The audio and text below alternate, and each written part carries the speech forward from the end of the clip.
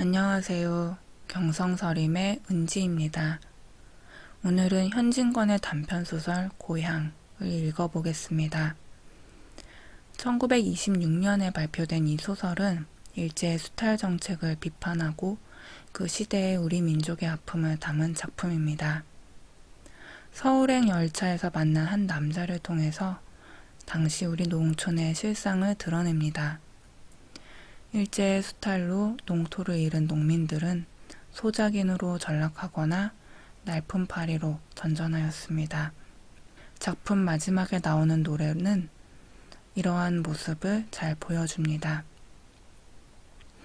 처음 이 작품이 발표될 때에는 그의 얼굴이란 제목으로 발표되었습니다. 작가의 작품집 조선의 얼굴에 수록될 때에는 고향이라는 제목으로 바뀌어 현재 전해지고 있습니다. 고향, 현진건. 대구에서 서울로 올라오는 차 중에서 생긴 일이다.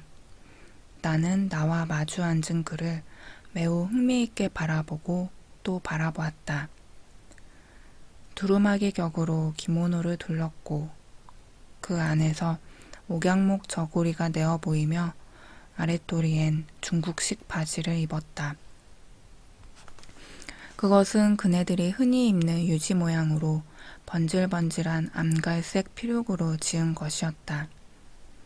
그리고 발은 간발을 하였는데 집신을 신었고 고무가리로 깎은 머리엔 모자도 쓰지 않았다. 우연히 이따금 기묘한 모임을 꾸민 것이다. 우리가 자리를 잡은 착간에는 공교롭게 세 나라 사람이 다 모였으니 내 옆에는 중국 사람이 기대었다. 그의 옆에는 일본 사람이 앉아 있었다. 그는 동양 삼국 옷을 한 몸에 감은 보람이 있어 일본말도 곧잘 철철 대이거니와 중국말에도 그리 서툴지 않은 모양이었다. 도꼬마데 오이데 데스까? 하고 첫마디를 걸더니만 도쿄가 어떠니 오사카가 어떠니 조선 사람은 고추를 끔찍이 많이 먹는다는 둥 일본 음식은 너무 싱거워서 처음에는 속이 뉘역 걸다는 둥 횡설수설 짓거리다가 일본 사람이 엄지와 검지손가락으로 짧게 끄는 꼿꼿한 윗수염을 비비면서 마지못해 까뜩까뜩하는 고개와 함께 소데스까 란 한마디로 코대답을 할 따름이요 잘 받아주지 않음에 그는 또 중국인을 붙들고서 실랑이를 하였다. 니상 나열취 니싱선마 하고 덤벼보았으나 중국인 또한 그 기름낀 뚜우한 얼굴에 수수께끼 같은 웃음을 띌 뿐이요 별로 대꾸를 하지 않았건만 그래도 무어라고 연애 웅얼거리면서 나를 보고 웃어 보였다. 그것은 마치 짐승을 놀리는 요술쟁이가 구경꾼을 바라볼 때처럼 훌륭한 재주를 갈채해달라는 웃음이었다. 나는 쌀쌀하게 그의 시선을 피해버렸다. 그 주적대는 꼴이 어줍지 않고 밉살스러웠다. 그는 잠깐 입을 닫히고 무료한 듯이 머리를 더걱더걱 긁기도 하며 손톱을 이로 물어뜯기도 하고 멀거니 창밖을 내다보기도 하다가 암만 해도 중절되지 않고는 못 참겠던지 문득 나에게로 향하며 어딜 꺼정 가는 기요? 라고 경상도 사투리로 말을 붙인다. 서울까지 가요. 그런 기요. 참 반갑구마. 나도 서울 꺼정 가는데 그러면 우리 동행이 되겠구마. 나는 이 지나치게 반가워하는 말씨에 대하여 무어라고 대답할 말도 없고 또 굳이 대답하기도 싫기에 덤덤히 입을 닫혀버렸다. 서울에 오래 살았는기요? 그는 또 물었다. 6, 7년이나 됩니다. 조금 성가시다 싶었으되 대꾸 않을 수도 없었다. 에이구, 오래 살았구마. 나는 처음 길인데 우리 같은 막벌이꾼이 차를 내려서 어디로 찾아가야 되겠는기요? 일본어로 말하면 기저냐도 같은 것이 있는기요. 하고 그는 답답한 제 신세를 생각했던지 찡그려 보았다. 그때 나는 그의 얼굴이 웃기보다 찡그리기에 가장 적당한 얼굴임을 발견하였다. 군데군데 찢어진 경성드뭇한 눈썹이 울울이 일어서며 아래로 축 처지는 서술에 양미간에는 여러 가닥 주름이 잡히고 광대뼈 위로 뺨살이 실룩실룩 보이자 두 볼은 쪽 빨아든다. 입은 소태나 먹은 것처럼 왼편으로 삐뚤어지게 찢어 올라가고 죄던 눈엔 눈물이 괜 듯 30세밖에 안 되어 보이는 그 얼굴이 10년가량은 늙어진 듯하였다. 나는 그 신선스러운 표정에 얼마쯤 감동이 되어서 그에게 대한 반감이 풀려지는 듯하였다. 글쎄요, 아마 노동 숙박소란 것이 있지요. 노동 숙박소에 대해서 미주알 고주알 묻고 나서 시방 가면 무슨 일자리를 구하겠는기요? 라고 그는 매달리는 듯이 또 꿰쳤다. 글쎄요, 무슨 일자리를 구할 수 있을는지요. 나는 내 대답이 너무 냉랭하고 불친절한 것이 죄송스러웠다. 그러나 일자리에 대하여 아무 지식이 없는 나로서는 이외에 더 좋은 대답을 해줄 수가 없었던 것이다. 그 대신 나는 은근하게 물었다. 어디서 오시는 길입니까? 고향에서 오노마. 하고 그는 휘 한숨을 쉬었다. 그러자 그의 신세 타령의 실마리는 풀려나왔다. 그의 고향은 대구에서 멀지 않은 K군 H란 외따른 동리였다. 한 100호 남짓한 그곳 주민은 전부가 역둔토를 파먹고 살았는데 역둔토로 말하면 사삿집 땅을 붙이는 것보다 떨어지는 것이 후하였다. 그러므로 넉넉지는 못할 망정 평화로운 농촌으로 남부럽지 않게 지낼 수 있었다. 그러나 세상이 뒤바뀌자 그 땅은 전부가 동양 척식회사의 소유에 들어가고 말았다. 직접으로 회사에 소작료를 바치게 되었으면 그래도 나으련만 소위 중간 소작인이란 것이 생겨나서 저는 손에 흙 한 번 만져보지도 않고 동척엔 소작인 노릇을 하며 실지인에게는 지주 행세를 하게 되었다.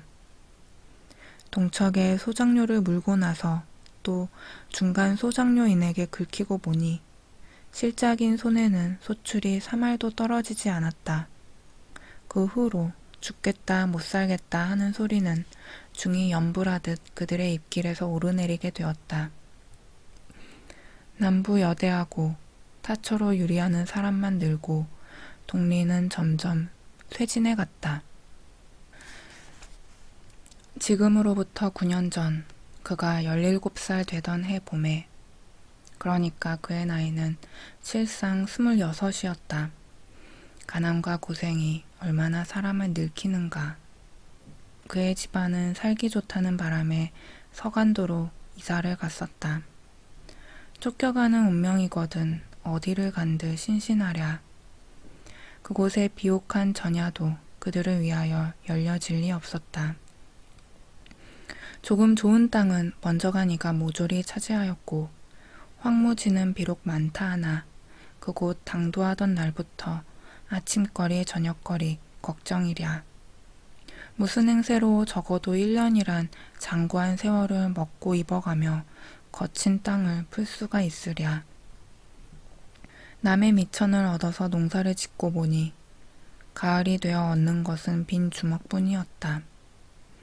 이태 동안은 사는 것이 아니라 억지로 버티어갈째 그의 아버지는 망연히 병을 얻어 타국의 외로운 혼이 되고 말았다. 19살밖에 안 된 그가 홀어머니를 모시고 악으로 모진 목숨을 이어가는 중 4년이 못되어 영양 부족한 몸이 심한 노동에 지친 탓으로 그의 어머니 또한 죽고 말았다. 모친가정 돌아갔구마.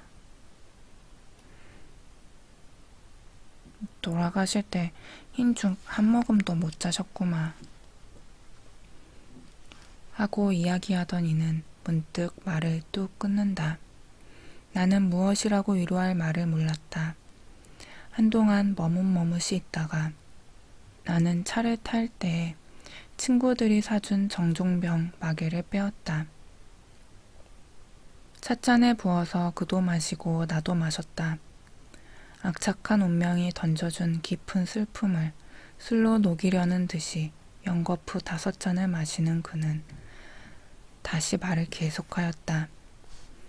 그 후 그는 부모 잃은 땅에 오래 머물기 싫었다. 신의주로 안동현으로 품을 팔다가 일본으로 또 벌이를 찾아가게 되었다. 규슈 탄광에 있어도 보고 오사카 철공장에도 몸을 담아보았다. 벌이는 조금 나았으나 외롭고 젊은 몸은 자연히 방탕해졌다. 돈을 모으려야 모을 수 없고 이따금 울화만 치받치기 때문에 한 곳에 주접을 하고 있을 수 없었다. 화도 나고 고국 산천이 그립기도 하여서 훌쩍 뛰어나왔다가 오래간만에 고향을 둘러보고 벌이를 구할 겸 서울로 올라가는 길이라 했다. 고향에 가시니 반가워하는 사람이 있습니까? 나는 탄식하였다. 반가워하는 사람이 다 민기요. 고향이 통 없어졌더마. 그렇겠지요. 9년 동안이나 퍽 변했겠지요. 변하고 뭐고 가네. 아무것도 없더마. 집도 없고 사람도 없고 개 한 마리도 얼씬을 않더마. 그러면 아주 폐농이 되었단 말씀이오? 그렇구마. 무너지다만 단만 질비하게 남았더마. 우리 살던 집도 터에 안 남았는기요. 암만 찾아도 못 찾겠더마. 사람 살던 동리가 그렇게 된 것을 혹 구경했는기요. 하고 그의 짜는 듯한 목은 높아졌다. 썩어 넘어진 석갈에 뚫뚫 구르는 주추는 꼭 무덤을 파서 해고를 헐어 젖혀놓은 것 같더마. 세상에 이런 일도 있는기요. 100여호 살던 동리가 10년도 못 되어 통 없어지는 수도 있는기요. 후. 하고 그는 한숨을 쉬며 그때의 광경을 눈앞에 그리는 듯이 멀거니 먼 산을 보다가 내가 따라준 술을 꿀꺽 들이켜고 참 가슴이 터지더마. 가슴이 터져. 하자마자 굵직한 눈물 2방울이 뚝뚝 떨어진다. 나는 그 눈물 가운데 음산하고 비참한 조선의 얼굴을 똑똑히 본 듯 싶었다. 이윽고 나는 이런 말을 물었다. 그래, 이번 길에 고향 사람은 하나도 못 만났습니까? 하나 만났구마. 단지 하나. 친척되는 분이던가요? 아니구마. 한 이웃에 살던 사람이구마. 하고 그의 얼굴은 더욱 침울했다. 여간 반갑지 않으셨지어요. 반갑다마다 죽은 사람을 만난 것 같더마. 더구나 그 사람은 나와 까닭도 좀 있던 사람인데. 까닭이라니? 나와 혼인말이 있던 여자구마. 하... 나는 놀란 듯이 벌린 입이 닫혀지지 않았다. 그 신세도 내 신세만 하구마. 하고 그는 또 이야기를 계속하였다. 그 여자는 자기보다 나이 2살 위였는데 한 이웃에 사는 탓으로 같이 놀기도 하고 싸우기도 하며 자라났다. 그가 14살 적부터 그들 부모들 사이에 혼인말이 있었고 그도 어린 마음에 매우 탐탁하게 생각하였었다. 그런데 그 처녀가 17살 된 겨울에 벼랑간 간 곳을 모르게 되었다. 알고 보니 그 아버지 되는 자가 20원을 받고 대구 유곽에 팔아먹은 것이었다. 그 소문이 퍼지자 그 처녀 가족은 그 동리에서 못 살고 멀리 이사를 갔는데 그 후로는 물론 피차에 한번 만나보지도 못하였다. 이번에야 빈터만 남은 고향을 구경하고 돌아오는 길에 읍내에서 그 아내 될 뻔한 댁과 마주치게 되었다. 처녀는 어떤 일본 사람 집에서 아이를 보고 있었다. 권녀는 20원 몸값을 10년을 두고 갚았건만 그래도 주인에게 빚이 60원이나 남았었는데 몸에 몹쓸 병이 들어 나이 늙어져서 산송장이 되니까 주인 되는 자가 특별히 빚을 탕감해주고 작년 가을에야 놓아준 것이었다.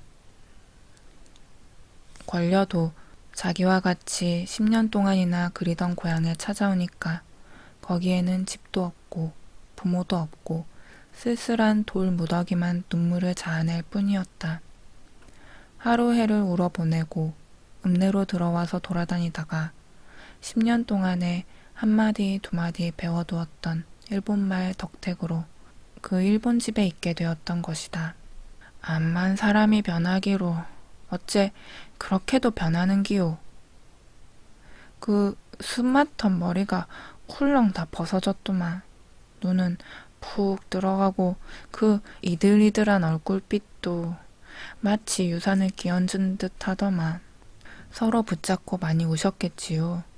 눈물도 안 나오더만 일본 우동집에 들어가서 둘이서 정종만 10병 때려니고 헤어졌구만 하고 가슴을 짜는 듯한 괴로운 한숨을 쉬더니만 그는 지난 슬픔을 새록새록 자아내어 마음을 새기기에 지쳤음이더라. 이야기를 다 하면 뭐하는기요? 하고 쓸쓸하게 입을 다문다. 나 또한 너무도 참혹한 살림살이를 듣기에 쓴물이 났다. 자, 우리 술이나 마저 먹읍시다 하고 우리는 주거니 받거니 하되 한 병을 다 말리고 말았다. 그는 취흥에 겨워서 우리가 어릴 때 멋모르고 부르던 노래를 읊조렸다. 벼섬이나 나는 전토는 신장로가 되고요.